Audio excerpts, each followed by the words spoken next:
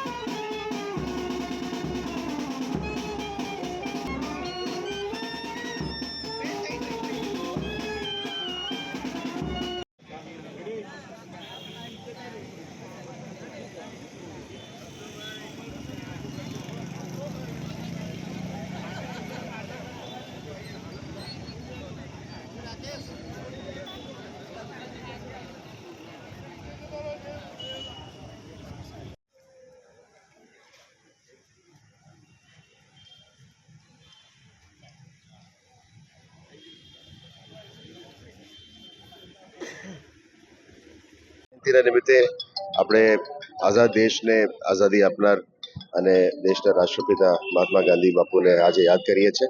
આજે વડોદરા મહાનગરપાલિકાના પદાધિકારીઓની ટીમ, અધિકારીઓની ટીમ અને તમામ જનતા, વડોદરાની જનતા ગાંધી બાપુને અમે યાદ કરીએ છીએ। આજે પુષ્પાંજલિ કાર્યક્રમ પણ રાખવામાં આવી છે અને પછી લાલ બહાદુર શાસ્ત્રીનું પણ આજે યાદ કરીએ છીએ, જે ફિલોસોફી, એથિક્સ અને વેલ્યુઝ સાથે આખા દેશને જ્યારે પણ જરૂરત હતી ત્યારે આગળ લઈ જતા બાપુને અમે યાદ કરવાની છે।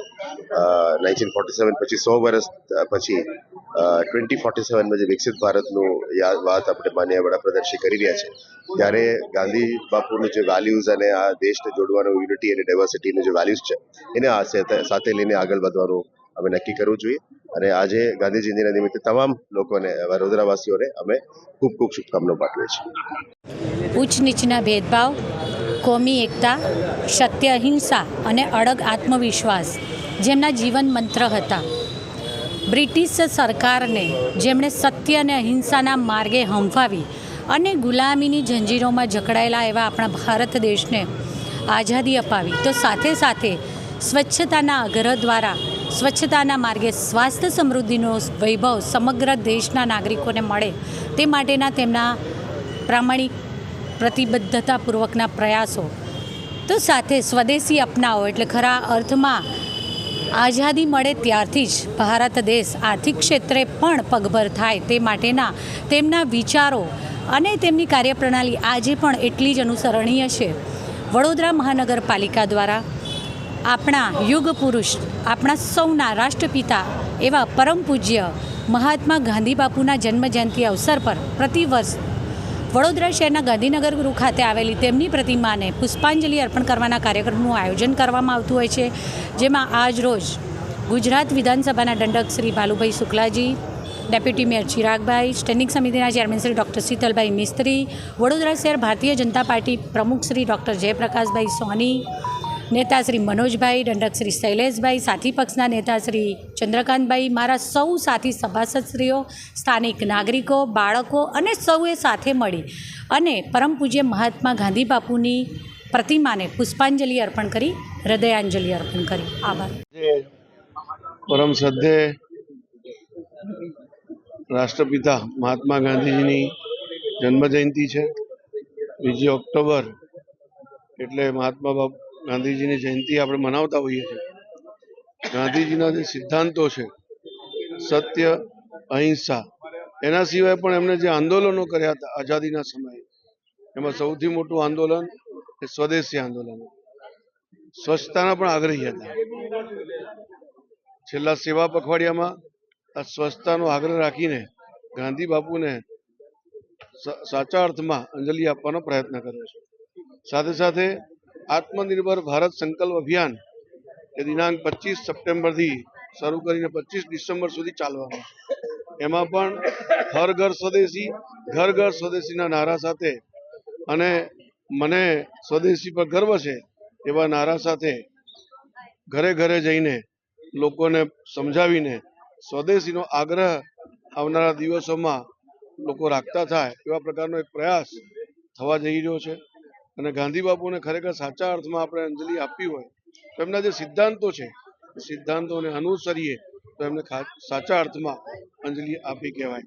આપણે પણ સ્વચ્છતાનો આગ્રહ રાખીએ, સ્વદેશીનો આગ્રહ રાખીએ તો ખરેખર સાચા અર્થમાં મહાત્મા ગાંધીજીને અંજલિ આપણે આપી શકીશું. ધન્યવાદ. દેશને આઝાદી અપાવવામાં જેમનો ખૂબ જ મહત્વપૂર્ણ યોગદાન હતું, જેમની આગેવાનીમાં દેશે આઝાદીની લડાઈ લડી અને જેમને અંગ્રેજોને કહ્યું કે અમને રામ રાજ્ય લાવવું છે, એટલા માટે થઈને અમે આઝાદી માટે લડી રહ્યા છીએ, એવા દેશના અને દુનિયાના સર્વોચ્ચ નેતા, પ્રખર અહિંસાવાદી પૂજ્ય ગાંધીજીની આજે જ્યારે જન્મજયંતિ છે ત્યારે અને એમના રામ રાજ્યની જે પરિકલ્પના હતી, સ્વચ્છતા અને સ્વદેશી, આ એના જે મૂળ મંત્ર હતા, તેને જ્યારે 2014થી દેશના યશસ્વી વડાપ્રધાન શ્રી નરેન્દ્રભાઈ મોદીજી અનુસરી રહ્યા છે અને તેમના જ કારણે આજે આખા દેશમાં સ્વચ્છતાનો સંદેશ અને સ્વદેશીનો સંદેશ જ્યારે ગામે ગામ, ઘરે ઘરે પહોંચી ગયો છે, ત્યારે આજના દિવસે એની સાથે સાથે દેશના દ્વિતીય વડાપ્રધાન શ્રી લાલ બહાદુર શાસ્ત્રીજીની પણ જ્યારે જન્મજયંતિ છે. સાદગીનું પ્રતીક અને સિદ્ધાંતોની પ્રતીક, અને જેમને દેશને, દેશના યુવાનોને જય જવાન જય કિસાનનો નારો આપીને ખેડૂતોને આત્મનિર્ભર કરવા માટે થઈને અને તેની સાથે જવાનોના કારણે દેશ જ્યારે સુરક્ષિત છે ત્યારે તેઓને યાદ કરીને આખા દેશના તમામ યુવાનોને જેમને કટિબદ્ધ કર્યા દેશના સંરક્ષણ માટે, એવા લાલ બહાદુર શાસ્ત્રીજીનો પણ આજે જ્યારે જન્મદિવસ છે ત્યારે આ બંને મહાપુરુષોને યાદ કરીને, તેમના સિદ્ધાંતોને યાદ કરીને સ્વદેશી અને સ્વચ્છતાને અનુસરીએ તો મને લાગે છે કે આ સૌથી મોટી શ્રદ્ધાંજલિ છે. 1869 2 ઓક્ટોબર ગુજરાતના તટવર્તીય વિસ્તાર એવા પોરબંદરમાં કરમચંદ અને પુતળીબાઈના સંતાન એવા મહાત્મા ગાંધીજીએ રાજકોટમાં સ્કૂલિંગ પૂરું કર્યા બાદ inner temple London school of લોથી બેરિસ્ટર બન્યા. ત્યારબાદ ભારત આવ્યા બાદ એક ભારતીય વેપારીનો કેસ લડવા માટે દક્ષિણ આફ્રિકા ગયા.